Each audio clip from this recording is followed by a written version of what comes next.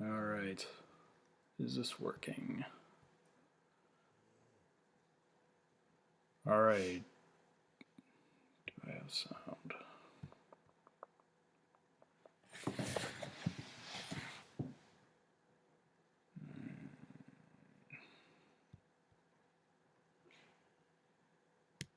Hello.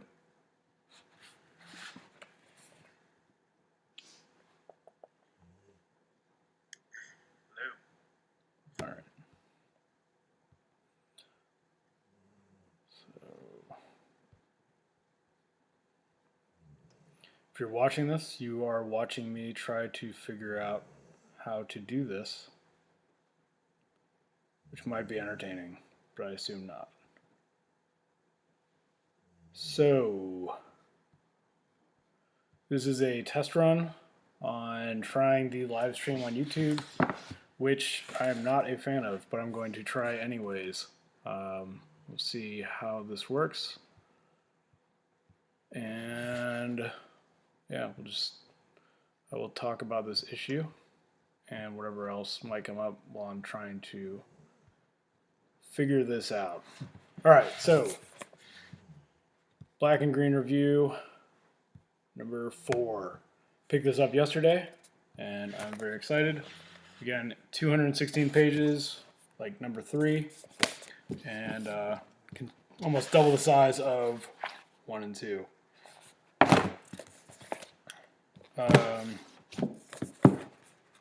So I can run through some of the contents here.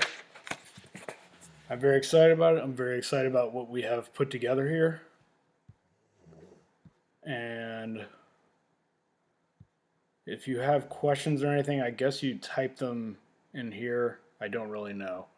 You can email blackandgreenpress@gmail.com, and I guess I can get that as well.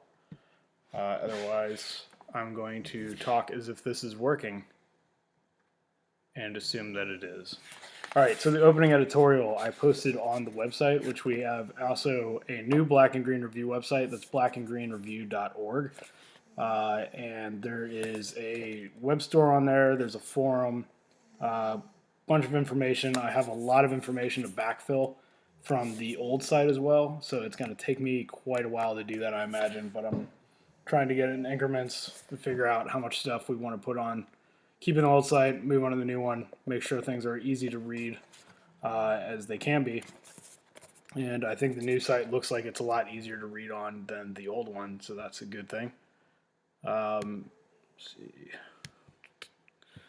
So, opening editorial is on the website. Links on there as well. If you go on the page for Black and Green Review number 4, it's got all the contents, and then it has links to the few things that I posted up so far. The general idea with the opening editorial is kind of looking at the way that the world has been going. Of course, that is the underlying theme of all of Black and Green Review. But especially with, we moving up past, this 400 parts per million mark for what that means for the world. How insane things have gotten and how bad things have really gotten, and how it is that we can act like things are still fine and they're absolutely not. And this is a recurring theme in Black and Green Review. It's a recurring theme in my writing and all of us that are working on it, to kind of talk about and focus on how it is that technology, and particularly social media such as YouTube and things like it, make it possible for us to just get so sucked into this void where we're constantly reacting to things and aware of varying degrees of how bad things are, but just like it's like there's no absorption of the intensity of things. And there's two sides of it. And one is that there isn't much precedent for what's going on right now. In fact, I think within humanity's timeline, there's not any precedent for the scale that things are happening at, and also we don't really know what's going to happen, and it makes it easy for people to really just turn off and to just gets sucked into the moment and gets sucked into this constant reaction instead of looking at the overall picture. And the other side of it is that, you know, as nomadic hunter gatherers ourselves, and the way that we've evolved, the way that we see the world, the way we interact with the world, we're really not able to understand on a technological scale in terms of bioregions and things like that, in terms of what's going on with the ecology, in terms of what is going on with the plants and animals, with the weather, with things that are actually happening in our own lives and happening around us and to us and throughout the entire community of wildness. You know, these are things that our brains are geared for, and the ability to, I mean, the kind of empathy we have and the way that our brains work and the way that we function, it's conducive towards person-to-person contact, and having these connections with the world around us, and not around having to have empathy or the ability to impact people or animals and plants and the entire world on an ecological scale across the entirety of everything that currently exists. It's just not, there was no reason for us to have evolved to be able to think in a way that was conducive for behavior that would impact the entire world in this immediate real time kind of sense. And so, that's part of the reason why domestication works. That's part of the reason why we can get sucked into this vortex and just keep going with it, is just because we're not there. There's no ecological or historical or biological precedent for the way that our interactions with the world have impacts. So it makes it a lot easier to get so focused on how do I find this answer within myself, or how do I find this answer, and how do I fix myself, and how do I shut off this constant rain of shit that is happening, that's coming through the news and that I'm hearing about all the time because of everything that's happening with civilization. Because it is really bad. It is horrible. There's a lot of insane things going on. So, I mean, how do we address that? How do we address that as humans, as a community, as people who want to not live within civilization, who want to move beyond domestication, who want to see the world not be killed? And that's a difficult question. It's a difficult question it might be impossible to answer in some ways, and just very, seemingly needlessly complex for other people. And it makes it a lot easier to just make smaller and smaller targets. And I think that's something that we've seen. I think that's why, DIY has kind of fallen by the wayside over the past decade or whatever. And you get more of these things like people doing pay to play kind of skill shares, or pay me to be your guru kind of deal, or whatever it is that is happening. Instead of people talking about rewilding and really letting go of control, people became focused really a lot on permaculture. People had been very much involved in bioregionalism before, and really trying to say, it's like, how do I find my significance and my place in something that's much larger than myself, something like wildness, something like the earth, or something like ecology, versus the individualism and of egoism and nihilism and things like that. This is very much smaller world of maybe everything else doesn't matter, maybe everything else isn't real, maybe I only know what I experience. It's just this reduction of the world into something that becomes manageable. And I understand why that happens, but the problem is that as nice as those thoughts can be, or as simpler as those thoughts can be, and how much easier the world can be to manage in a certain regard, if you just give up and say, like, these larger issues don't matter, these larger things don't matter, it doesn't change the reality that everything we do within this world and everything we do within the society does have impacts throughout the world. And I think that, as anarchists, I would hope, and as humans in general, I really hope that we get some sense of responsibility about our role within this world, and not just that sense of responsibility about it, but genuinely, how do we channel that empathy that we do have, that empathy we do feel from the communities that are being torn away from us and just being spread out larger and wider across these invisible networks that technology makes possible. So that's a big question that kind of came up in the opening editorial, and again, that's online. I'm not going to read it because you can read it and respond.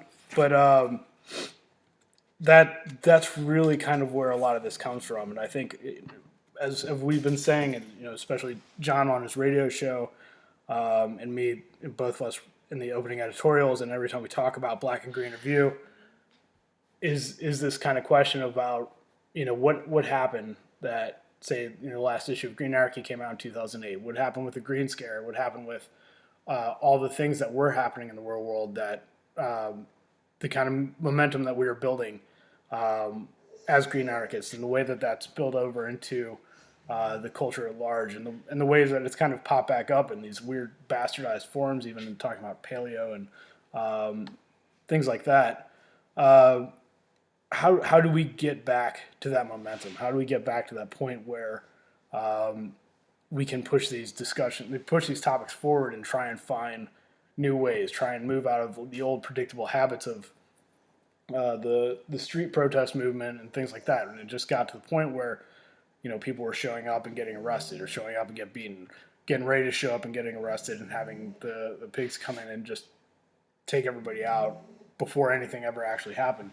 I mean, there was critiques we had back then, and then the Green Scare just kind of like toppled a lot of it. And when it toppled a lot of it, then the critiques remained, but the action that they were based on was largely gone. And so we became kind of a critique without a grounding, in a way, which is it's a little more complicated than that. But how do we get that grounding back? And the gatherings that were happening, the people traveling, getting around, even doing talks and things like that, were just a lot more active back then. And the world has changed in a lot of ways, and I think the recession certainly impacted a lot of that. But I know with John and I, we used to go around and do talks all the time, and now it's hard to get that going. It's hard to find students who are willing to get some funding from universities to try and cover an entire speaking tour or something like that. And but it just kind of feeds in this overarching sense that the entirety of face-to-face contact, face-to-face communication, face-to-face discussion and spread of ideas is completely being supplanted by the suffocating void. And that's why I'm on YouTube right now talking to a computer. And it's weird. It's strange. It's much better to talk to people.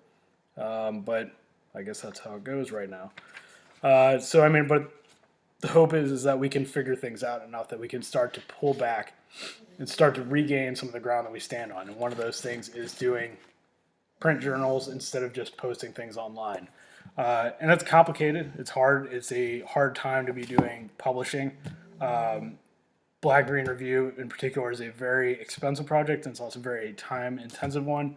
And I know there's people who have written and been kind of frustrated with things like our editorial process and saying that we're too strict. I've had people tell us that they're not in school anymore. They don't want to have to go through some of the rigors we put through. But the idea is that we print it in a book format. This is something that I've done since Species Trader 4, and it's a move I definitely stand behind. I think the content, this isn't just like a magazine. This isn't something that's going to date easily. It's not something that's going to fade away, and I think that we take it really seriously. And there's a lot that we've done. I'm really, really proud of what all the editors have put into Black and Green Review, and what we've gotten out of it, and what we have to show for it, and where we've gone with these discussions. And I think that's great. And I'm really stoked on that. I'm really stoked on all the editors and all the work we've done. And I think the format is fitting for that. And then it's building momentum, and it's building on parts of the anarcho-primitivist critique of civilization that frankly needed to be built on and hadn't been built on to the degree that they currently are. And within 2 years, we put out a lot. It's a pretty exceptional chunk for everything. It took me 5 years to get to Species Trader number 4, and it wasn't even that thick. So there's a lot to be said for it, and there's a lot to be said for the idea that we're really interested in feeding off each other, working with each other, and having these discussions back and forth within the journal, within the review, and really kind of trying to push things forward. And it's the same process we put when we have people submit to the journal or people write to the journal, we can be pretty rigorous. And the idea is really just that, we want to take these ideas to the next level. We want to continue to push them and articulate them in a way that they hadn't been done before, and really get as much out of them as we possibly can, and also make sure that they're readable, which isn't always easy, and it can be, frankly, pretty harsh, especially because we're dealing with a lot of turf that we hadn't dealt with before within green anarchism, within anarcho-primitivism. So just running through some other stuff in the issue. I'm really excited that we got Fear Factor is the first essay in here from Sky Hyatt. Sky used to write a lot for Green Anarchy and Species Trader. Her stuff is really good. This essay is, really fundamental in understanding about how that idea of wildness is something to fear, and the world is something to fear is an innate part of civilization and the domesticated outlook. We have a short bit from Natasha Alvarez, who wrote Liminal, which I put out on Black and Green Press in 2014. It's a little novella that, if you haven't read it, I can't recommend it enough. It's great, but I really love her writing, and that's why it's in here as much as it can be. Towards a Feral Future from Four-Legged Human, and that is building off of the essay that was started in number 3.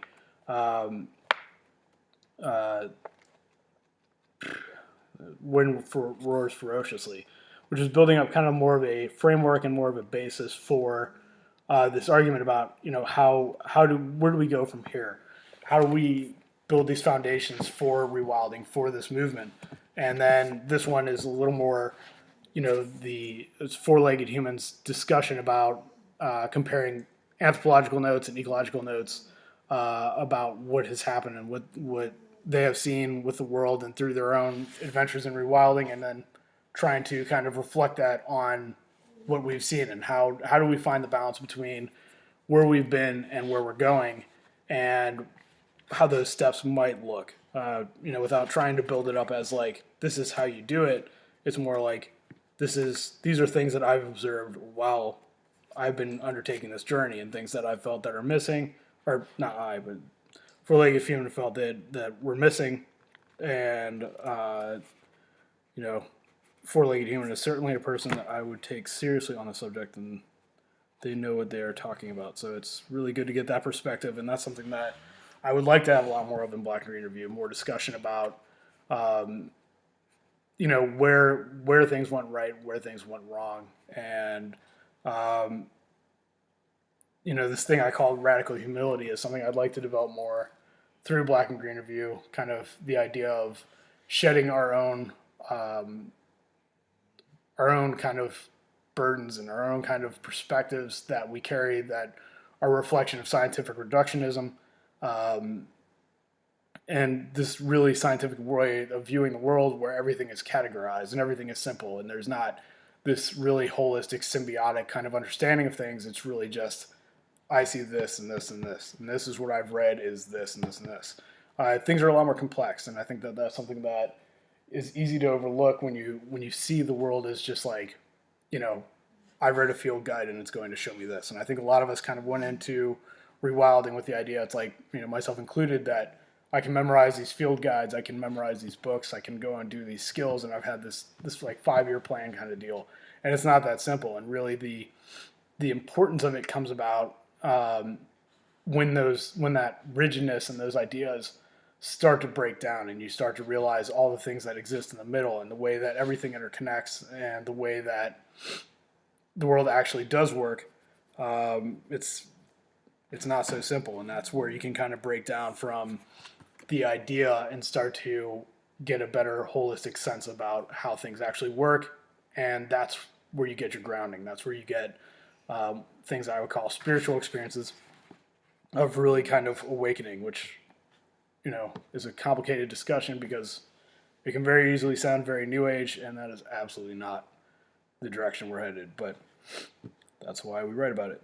Modernity Takes Over from John Zerzum, and this one is actually, again, a very relevant one, talking about the origins of modernity, and talking about the Renaissance, and talking about humanism, a historical sense about where modernity comes from and how it's manifested itself in our own society and the form that we're currently seeing. It's another one of his historical essays that I think are absolutely necessary for really trying to understand the path that civilization has taken and how domestication is constantly having to evolve and partake in technological advances in order to kind of tighten the leash further and make us feel like we're supposed to be free.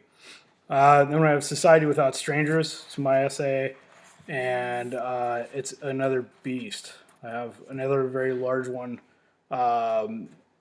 in number 3 as well. And in some ways, this is kind of a counterpart to it, but dealing with conflict resolution, violence, and domestication. So, central question of it is how did violence become this external thing that we could talk about? And it goes through a lot to get there and understand the relationship between what it means to be an egalitarian society, what it means to be an anarchistic society, which I consider all nomadic hunter-gatherers is I call it primal anarchy. And I believe that that is the basis of human nature, that this is what we've all evolved with. And so how did we go from this place where, as animals, as wild beings, violence had its place and violence could exist, but violence didn't become consuming and overwhelming? And I think it ultimately came down to when societies grow and domestication and sedentism, common themes, of course, but the flattening of experience has to do with the removal from community, and that has to do with, violence is violence only among strangers, and it's a lot more complicated. And if you're in a small scale society and you know people, and I'm sure everybody knows family and friends, there's different levels of tolerance you have for people, and it's a lot very very much circumstantial. So that's all essential to me for an understanding not only of how the state originated and how civilization is really locked in control and things like that, but also for the question of where do we go from here? How do we own and possess the wildness within us again? Sorry, I'm getting some comments here. All right, so Paul, the one criticism I have of you and Zerzan is that you cannot have a non-collapsist prim position without first replacing market exchange with direct worker control. I disagree. So I would encourage you to write the BAGR interview and present that case. I'm not going to get horribly sidetracked with it now, but I just think that, I guess the different parts of it would be, a non-collapsist primitivism, I'm assuming, if it does exist. I don't know if I would say I prescribe to it.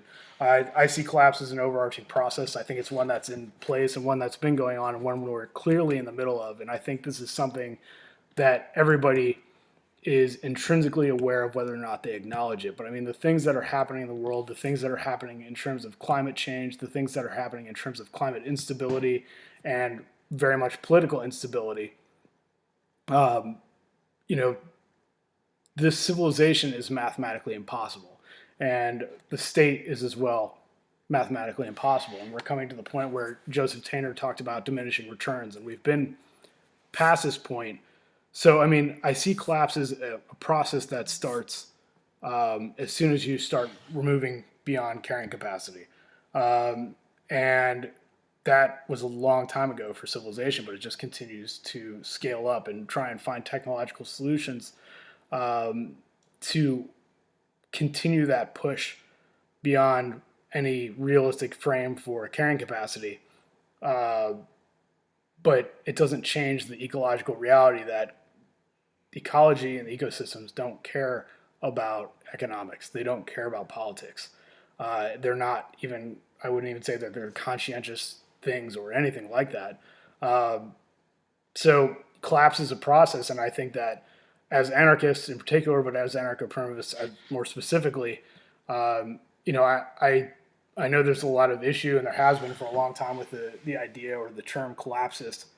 Uh, I think it's just kind of like it became a term out of nowhere. But realistically, if we're not pushing for the collapse of civilization, then we're talking about revolution. We're talking about how do we hold the reins of civilization? How do we hold the reins of the state or mass society, and then pull it back and then try and turn it off? And that historically has never happened. I mean, we're not meant psychologically to deal with the technology and the way that our brains work. And we can't deal with the technological scale, then we certainly wouldn't be able to take it if we were able to hold it, if that was absolutely possible, which I don't believe it is. And that's one of the reasons I'm against revolution. I think it's more important to pull the plug. It's more important to find ways to work with the existing decay and weaknesses of the technological infrastructure and try and find ways to maximize that. And a big part of that is understanding the domestication process itself, because that is constant. It's ongoing. It wasn't something that happened and then, you know, just stayed that way. Domestication is constantly reinforced and constantly upheld through the perpetuation of technological society. So, you know, I would hope, and I think it would be great if there were going to be a mass conscientious uprising against civilization and could take it on. I just think that realistically, it's going to take a lot. And as we've seen with the very horrible things happening in the world, it is taking a lot to get us to really kind of push back and start to question technology and to question how deep all this really goes. And I see it as our job to try and lay as much of a framework and build as much on that as possible, to really try and get that out there and to really try and get those cracks developed. But you know, the idea has to be that the way that we end civilization, or the way that we could potentially take on civilization, is by finding where these things are already happening and then find ways to push them further. And so, I mean, the collapse of civilization, I would hope, is the goal of any anarcho-primitivist, regardless of how it is they wish to articulate it, or regardless of how it is that they wish to see, you know, the world that they envision, or the world that any anarcho-primitivist might envision, or the way any ecological, biological being that wishes to live on a planet that's not dead would act. I don't see how that would be possible any other way than the collapse. And so, you know, if we're talking about anything aside from that, you know, we're talking politics, we're talking revolution, we're talking about, you know, getting worker control and then trying to change things. And I just don't see that happening. And I do not believe it will rebuild itself. I mean, that, again, comes back to the mathematical equation. Sorry, I'm just reading these comments. You know, it comes back to the mathematical equation, the diminishing returns. Yeah, well, you'll have to submit something, Paul. Sorry. There's a lot about workers. I'm not a fan of workers. Sorry, guys. Wish you the best. We'll have to talk about that later. So let me get back to this.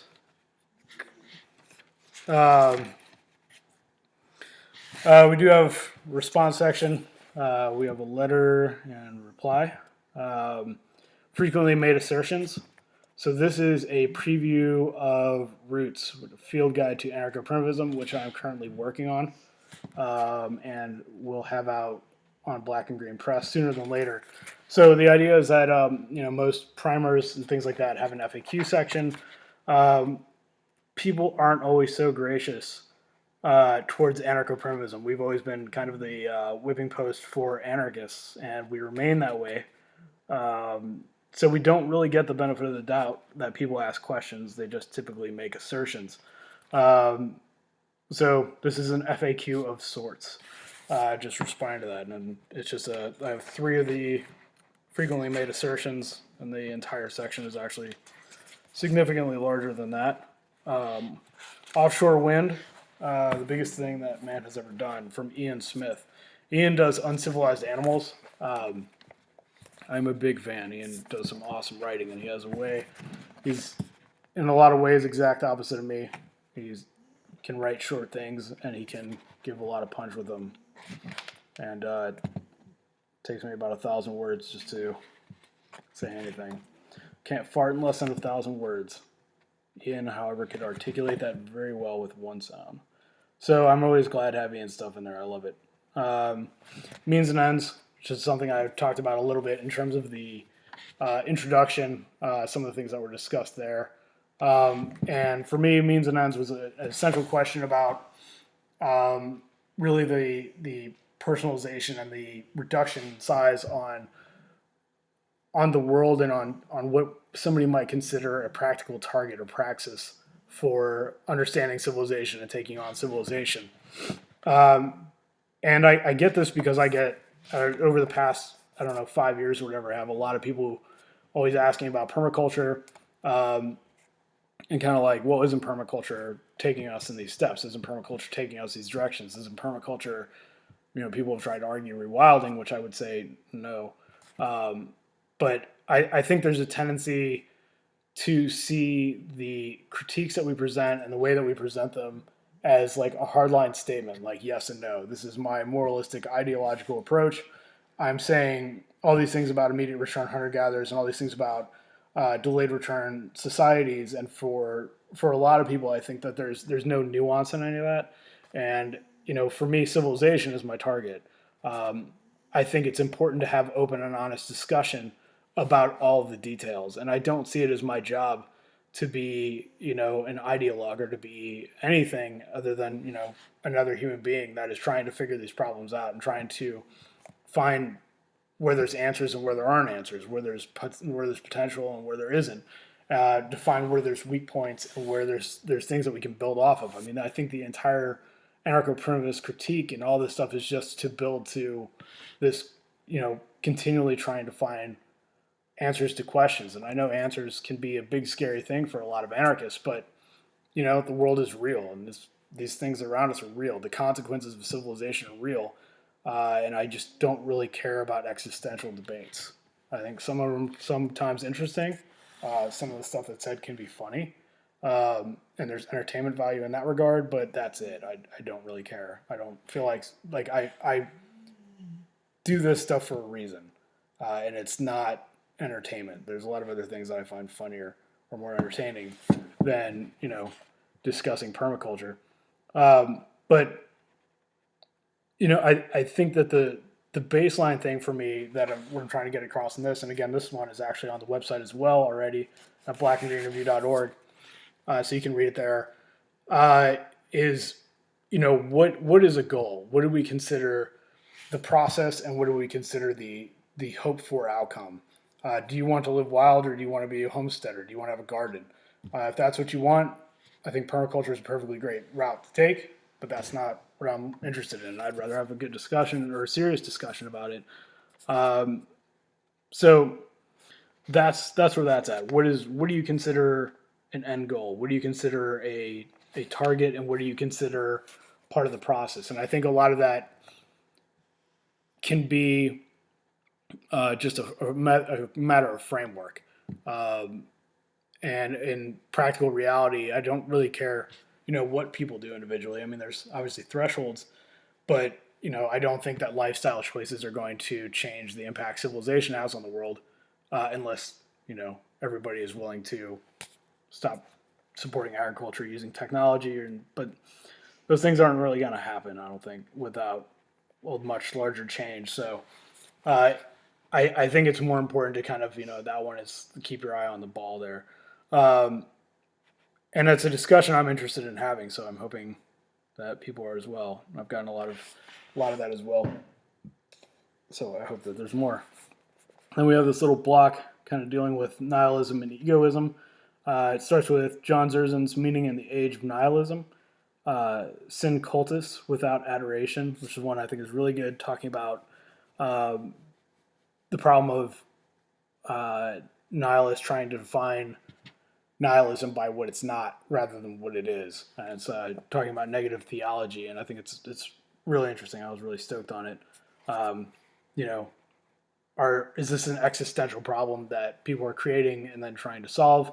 Is it something people are serious about? It's hard to say, but it's for all of us with it at Black Green Review, I think that the entire nihilism kind of thing is like, it's not that there's no influence there. And I think people have gotten hung up on talking about, John and I and how they believe we perceive nihilism and things like that. And both John and I will say, and we have been influenced by nihilism, but it wasn't the kind of literal nihilism that people have really gone to now. It's not talking about radical subjectivity. It was like, not nihilism uh, as a process of breaking down theories. But like for us, even though John wrote the Nihilist Dictionary, I believe in the '90s, and it's in Future Primitive. It was in Anarchy, a Journal of Desired Arm. It was just like it was an influence in some ways, but at the same time, there was another side to it. It was kind of at a certain point, we're breaking things down, but we believe that by looking at the roots, by looking at hunter gatherers and the history of civilization and prehistory and time without history, there is a ground floor here, and it's not just a matter of saying nothing matters, nothing exists. We have something to work on. We have solid grounding. We have a very real world out there. So at a certain point, it just becomes hard to take this stuff seriously when it's taken very literally, because we're not even speaking the same language, much less are we even living in the same world. And I see it as an infectious trend within anarchism, one that I don't feel that we've given. I hope we haven't given more attention than I think it deserves. It's been one within anarchism for a long time, and these are going back to arguments that John and I had with somebody like Wolfie or the people doing Killing King Abacus in the early 2000s. So it's to a certain degree kind of like, I don't feel like rehashing all that stuff, but even now these things are being taken a lot more literally than they had been before, and it's because of technology. It's because of people interacting so much online that you can really get lost in this entirely philosophical, existential kind of circumstance where the world isn't real. And if you interact with everybody through technology, then yeah, it's entirely possible to think that way. But there's still some of us who don't interact that way and don't want to interact that way and see no positive to come from that, or really embracing this egoist, individualist kind of thing. So that also finishes out with my short bit here: moralism, a technological problem, and it's just kind of a response again to critiques of saying that we are anarcho-primitivists or moralists, because we have the guts, or I guess people would say the ideological holds that make us think that saying civilization is bad, which is apparently a bad thing to say. So whatever. Field notes in the Prime War section. It's my favorite section. Starts out with the true crime case files shutting down the tar sands pipelines. And this was an action that took place not very long ago. And it was done in solidarity with the Standing Rock water protectors. October 11th, 2016. It was pretty interesting. It was five individuals had gone and shut down on manual stops tar sands pipelines coming out of Alberta by using manual shutoffs at 4 different pipelines. And then they called the cops. They let them know they were going to do it. It was a symbolic action. And then they just turned it off and then got arrested. But the interesting question about it, or the interesting thing that comes from that, is apparently you can do that. You can shut off tar sands pipelines by hand if one were so inclined. But speaking historically, I find that interesting. Shutting down the Dakota Access Pipeline. This is a shorter bit. We wanted to get interviews with people at Standing Rock, and this was something that was going on throughout the entirety of putting this issue together. And it was obviously really interesting from the start and really something worth watching. But so much was happening so fast that we, at first we didn't want to get an interview with somebody 6 months ago. And then the camps got, when there was 1 camp instead of 2 or something like that, and just have that right out. We wanted to try and watch the whole thing, and it ended up getting to the point where things got so insane that trying to get interviews with people or trying to get contact with people and really get a good eye for what's going on got really hard. and also things were changing so fast. So it's really kind of an overview about what happened there rather than an in-depth look at it. And something I think is like really important, possibly one of the most important things that we've seen anytime in recent history. And there's a lot to be said for it, and there's a lot that we will be saying about it, and hopefully a lot more discussions we'll be having about it in future issues. But for this issue, it really kind of ended up becoming something that we all just really watched and supported and had solidarity with, and did as much as we could. But it was too soon to try and put something out that was really reflective because we weren't sure about what was going to happen. Stemming the Tide from Cliff Hayes is after that. And this one I also have on the webpage at blackmarinereview.org. It's one of my favorite things on this issue. I think it's really great. The original draft for it came in, I think, 2 days before the Internet of Things blew up all over the internet because the internet was getting hacked in the East and West Coast and just major sites being shut down.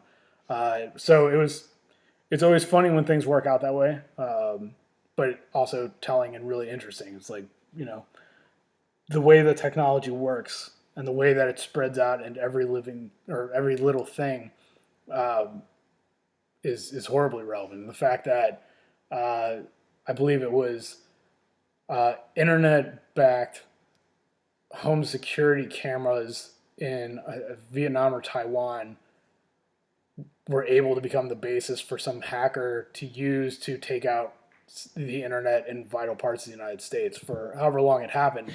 And of course, these things, once they start, then go anywhere. But it's just another one of those aspects about talking about collapse. Like I always consider these things like X factors. We know about oil, we know about peak oil, we know about oil depletion, we know the scenarios that could happen that way. But we talk about disease, you talk about hacking, you talk about physical infrastructure damage caused by natural disasters or anything like that, or by hacking or anything that could possibly happen. Any one of these things can be the thing that really pushes us over further and further into the collapse. And you look at the collapse of civilizations in the past. There's Brian Fagan had some really good points about it, talking about how agricultural overuse, political issues, and climate change and climate events could be determining factors in what caused a civilization to collapse or a state to collapse or something like that. But realistically, those things just were the primary factors that set the table for what may or may not happen. And as soon as something else happens, as soon as something else comes along, then it could be totally unforeseen, and that could be the thing that just kind of pushes it over, and you get this domino effect. And that's potentially, I think, one of the most important factors about collapse is that we've created such a widespread, fragile, but technologically powerful civilization that's dependent on so many moving parts in so many parts of the world at once that we have a lot of understanding about how these things work and how peak oil matters and how all these little parts can potentially run themselves dry or run themselves out or run into a wall. But we don't know what else might come along, and we've created the circumstances where really anything could happen, and at any point something could come along and really just strike a major hit.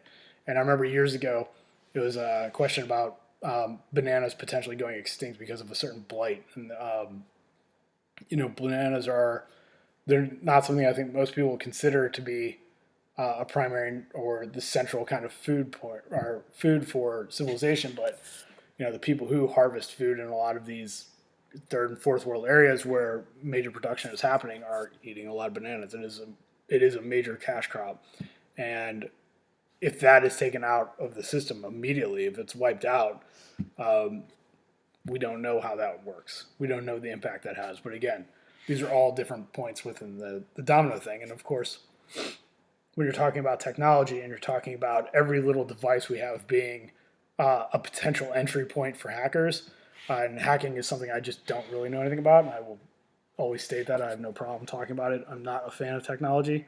But, it's interesting to me that those kind of things can be used and have been and are being used by hackers to for political and economic reasons, but also just because it's interesting to them. I mean, it could be somebody who's bored in the garage and says, I'm going to see if I can take out the internet. And the way things are, that's an X factor. It's interesting. And of course, what's more interesting is that that was submitted and then it happened. So I followed that up with Ecology of a Bubble, which is from me. And it's talking about fracking in Pennsylvania, in particular, its Marcellus area. Is the region that I consider home, but I consider myself in exile from.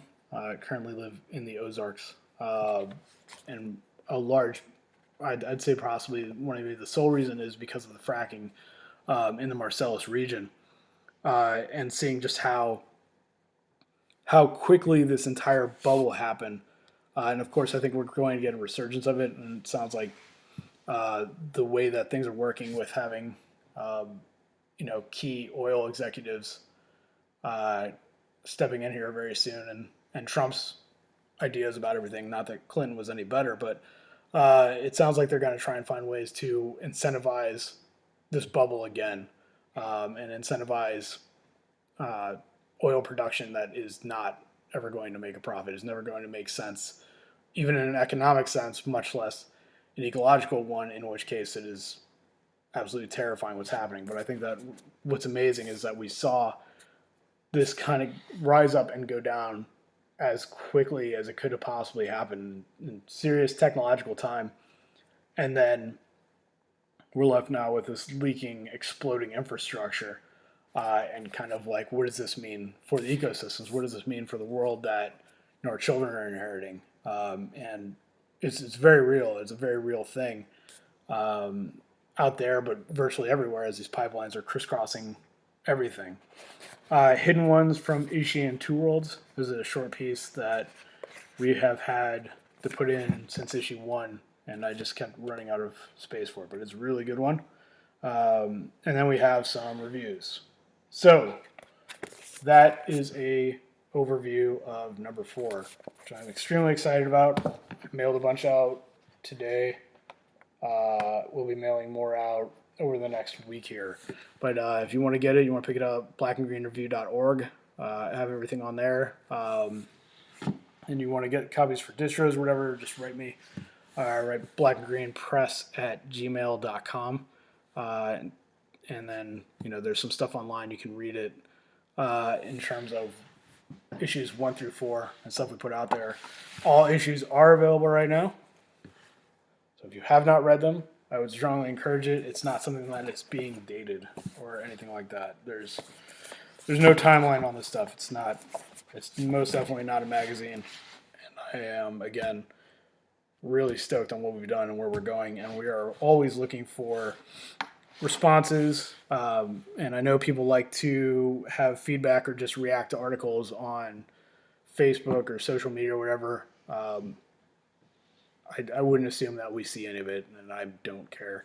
I'm sure there's comments on Anarchist News, and again, don't care.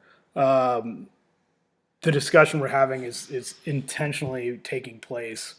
I mean, we have communication over the internet, obviously, but like the idea is let's have a discussion that matters and have a discussion that's worth printing.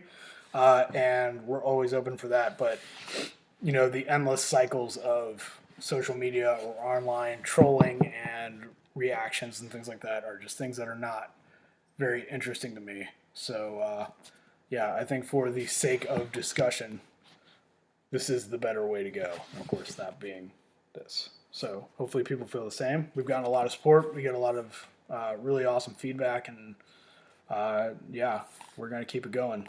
So one thing I did do differently, or we did do differently, is I have pulled back from subscriptions and pushing more towards individual copy and working issue to issue. Part of that is really just because, we went from this to that really quickly, and so the cost between this and this is significantly different, and as economic situations change and everything changes, it gets harder to try and predict what the cost of these things is going to be. And we've also had the price really, really low. We have it basically just so that the project is able to sustain itself more or less, and any change in price or something like that, and it really just starts to hurt us. So I want to make sure that I have an option available to everybody who subscribes because they don't want to miss an issue or something like that. I have gotten some good feedback from people, kind of like, whatever the price is, we'll just pay it. But I'm totally open to any discussion on that and hearing people's opinion on that. But for the long term feasibility of the project, there needs to be a little awareness that putting out a 216-page journal or book of a journal isn't the same as putting out newsprint twice a year or something like that. We have not posted a deadline for issue 5 yet, and we're still not sure when we're going to. We do have a lot of content moving forward into that already. We're hoping to get really eager to hear what people have to say about what we put out there and how that's resonating and how people want to react to that. So the submission information is again on blackandgreenreview.org, along with our kind of extensive notes on what it is we are and aren't looking for. And hopefully we'll get a lot more going, and we have a lot of good feedback. We got a lot of good response, and I'm very, very interested in seeing where else that goes. So that's number 4 in a nutshell. What's going on with Black and Green Review as well. I'm going to be updating the sites for blackandgreenpress.org at some point. I really hate working on websites, so I'm not necessarily in a huge hurry to do that. I will be updating my personal page as well to kevintucker.org. I have the links in the bio if you're watching this on YouTube. And there's a lot of stuff that's going to be coming out from Black and Green Press. We really got the ball rolling right now, and I'm really excited about it. Like I said, Roots is coming along. I've got a lot of stuff I'm personally working on, and a lot of people I'm working with to help them, help us fill this out. And there's some people that are working with us right now that I'm really excited about. I really like what they're doing. So I'm very enthusiastic about it. So I hope that we can push the project forward and not have to rely on posting on Facebook and things like that. Black Green, I do post on there on Facebook right now because unfortunately that's the main thing. But that's the main thing within the society, and I wish it wasn't. And I absolutely loathe going on there. I'm not necessarily a fan of YouTube, but I might do more of these kinds of things as well. Basically anything to spread it out as much as we can and spread it out wider as possible. If you want to help us out, talk to your friends, talk to people in person, talk about the projects, respond to us, and the biggest thing is how do we start getting back to face to face? How do we bring back these discussions? How do we get back to having more conversations and around fires or even at conferences, gatherings, and things like that? And it's a lot of stuff that we had going on before, and I wish that we can get a lot of it going back again. Of course, we all get older and things get more complicated and it gets more expensive to travel, but there's a lot to build on, and I've been hearing from a lot of people that when that kind of scattered and rooted and got involved in really awesome projects, in part response to the Green Scare, in part response to a lot of things falling apart within the anarchist world, and then a lot of them came back and they looked at the anarchist world, they looked at what was happening on anarchist news, and the kind of projects that are happening in this just ridiculous troll atmosphere that's going on, in this ridiculous nihilist kind of, well, I guess nihilist terrorism now, it's the absolute extreme. Just looked at it and are like, fuck this, I'm going to stick with my projects for now. But I'm hearing from a lot of those people. I'm hearing from a lot of people who've been doing land projects and have been involved more in face-to-face community building, having families and things like that, and also being involved in more directly in certain campaigns. And there's a lot of really awesome things happening there. I hope to continue hearing from more people, and I hope that part of this is that we can give a generation that came up on social media and grew up with cell phones, a look at, hey, there's a world that happens in its own time, not just in this insane social media time. So how do we get those discussions happening and happening in a way that actually matters and resonates rather than just reacting to things in the newsfeed. So I think, unless people have any other questions, I'm going to end it there for now. And you can email me at blackandgreenreview.org. And hopefully this whole thing works and I didn't just waste 54 minutes and 56 seconds talking and not having sound or something. But yeah, you can email me at blackandgreenpress@gmail.com. Check out the websites, blackandgreenreview.org. Grab Black and Green Review. If you haven't gotten 1 through 3, I would encourage 1 through 3, but obviously 4 just came out. We're really excited about it. But yeah, you can contact me there, and hopefully we will keep this whole thing going. And I appreciate anybody who sat through it. Thank you.